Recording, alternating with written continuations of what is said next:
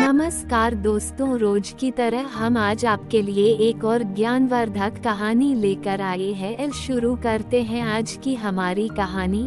आज की हमारी कहानी का शीर्षक है अनुभव की कंघी। एक समय की बात है, एक बार रामधन नाम का एक पुराना व्यापारी था जो अपनी व्यापारी समझ के कारण दोनों हाथों से कमा रहा था। उसको कोई भी टक्कर नहीं दे सकता था। वो दूर दूर से अनाज लाकर उसे शहर में बेचता था। उसे बहुत सा लाभ होता था। वो अपनी इस कामयाबी से बहुत खुश था, इसलिए उसने सोचा व्यापार बढ़ाना चाहिए और उसने पड़ोसी राज्य में जाकर व्यापार करने की सोची।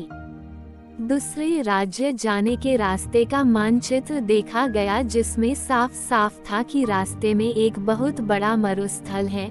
खबरों के अनुसार उस स्थान पर कई लुटेरे भी हैं, लेकिन बूढ़ा व्यापारी कई सपने देख चुका था। उस पर दूसरे राज्य में जाकर धन कमाने की इच्छा प्रबल थी। उसने अपने कई किसान साथियों को लेकर प्रस्थान करने की ठान ली। बैलगाड़ियां तैयार की और उस पर अनाज लादा। इतना सारा माल था जैसे कोई राजा की शाही सवारी हो। बूढ़े रामधन की टोली में कई लोग थे, जिसमें जवान युवक भी थे और वृद्ध अनुभवी लोग, जो बरसों से रामधन के साथ काम कर रहे थे। जवानों के अनुसार अगर इस टोली का नेतृत्व कोई नवयुवक करता तो अच्छा होता, क्योंकि यह वृद्ध रामधन तो धीरे धीरे जाएगा और पता नहीं उस मरुस्थल में क्या क्या देखना पड़ेगा। तब कुछ नौजवानों ने मिलकर अपनी अलग टोली बना ली और स्वयं का माल ले जाकर दूसरे राज्य में जाकर व्यापार करने की ठानी। रामधन को उसके चहेते लोगों ने इस बात की सूचना दी। तब रामधन ने कोई गंभीर प्रतिक्रिया नहीं दिखाई। उसने कहा, भाई, सबको अपना फैसला लेने का हक है। अगर वो मेरे इस काम को छोड़ अपना शुरू करना चाहते हैं तो मुझे कोई आपत्ति नहीं है, और भी जो उनके साथ जाना चाहता हो जा सकता है। अब दो अलग व्यापारियों की टोली बन चुकी थी, जिसमें एक का नेतृत्व वृद्ध रामधन कर रहे थे और दूसरे का नेतृत्व नवयुवक गणपत कर रहे थे। दोनों की टोली में वृद्ध एवं नौजवान दोनों सवार थे।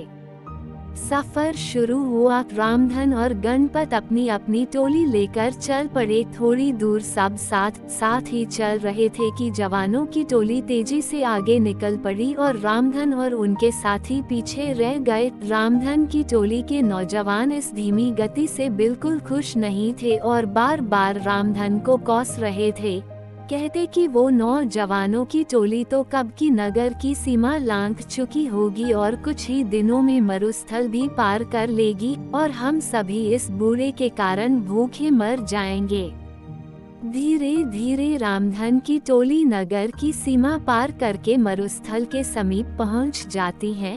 तब रामधन सभी से कहते हैं, यह मरुस्थल बहुत लंबा है और इसमें दूर दूर तक पानी की एक बूंद भी नहीं मिलेगी, इसलिए जितना हो सके पानी भर लो। और सबसे अहम, यह मरुस्थल लुटेरे और डाकुओं से भरा हुआ है, इसलिए हमें यहाँ का सफर बिना रुके करना होगा। साथ ही हर समय चौकन्ना रहना होगा।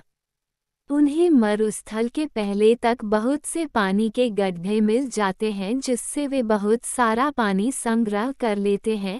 तब उनमें से एक पूछता है कि इस रास्ते में पहले से ही इतने पानी के गड्ढे हैं, हमें एक भी गड्ढा तैयार नहीं करना पड़ा।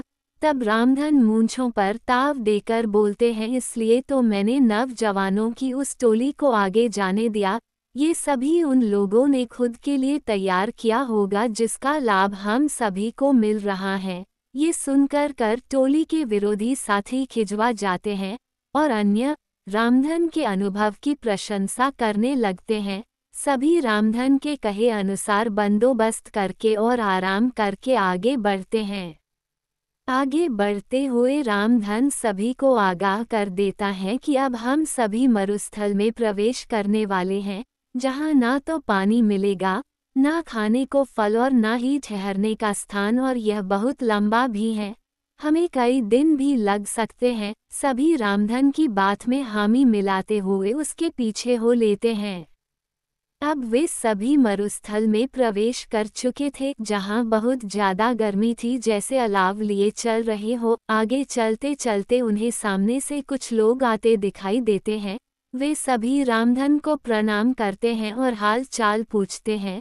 उनमें से एक कहता है, आप सभी व्यापारी लगते हो, काफी दूर से चले आ रहे हो, अगर कोई सेवा का अवसर देंगे तो हम सभी तत्पर हैं।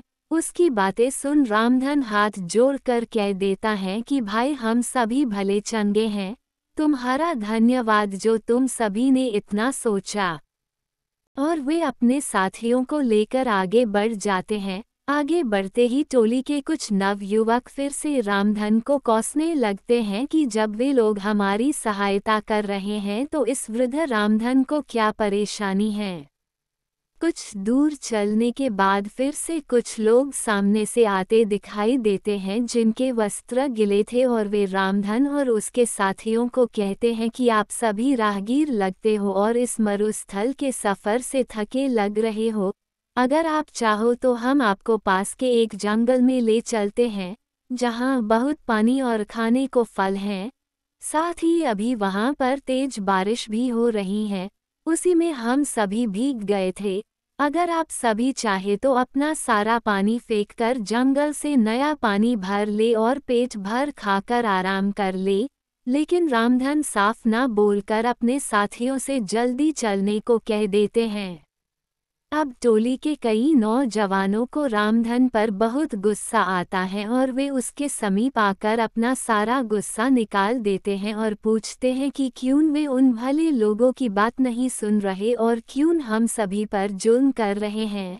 तब रामधन मुस्कुराते हुए कहते हैं कि वे सभी लुटेरे हैं और हमसे अपना पानी फिकवा कर हमें निस्सहाय करके लूट लेना चाहते हैं और हमें यही मरने छोड़ देना चाहते हैं। तब वे नवयुवक गुस्से में दांत पिसते हुए कहते हैं कि सेठ जी, तुम्हें ऐसा क्यों लगता है। तब रामधन कहते हैं कि तुम खुद देखो, इस मरुस्थल में कितनी गर्मी है। क्या यहाँ आसपास कोई जंगल हो भी सकता है। यहाँ की भूमि इतनी सूखी है कि दूर दूर तक बारिश न होने का संकेत देती है। यहाँ एक परिंदे का घोंसला तक नहीं तो फल फूल कैसे हो सकते हैं। और जरा निगाह उठाकर ऊपर देखो, दूर दूर तक कोई बारिश के बादल नहीं है, न ही हवा में बारिश की ठंडक है, न ही गीली मिट्टी की खुशबू। तो कैसे उन लोगों की बातों पर यकीन किया जा सकता है। मेरी बात मानो, कुछ भी हो जाए अपना पानी मत फेंकना और ना ही कहीं भी रुकना।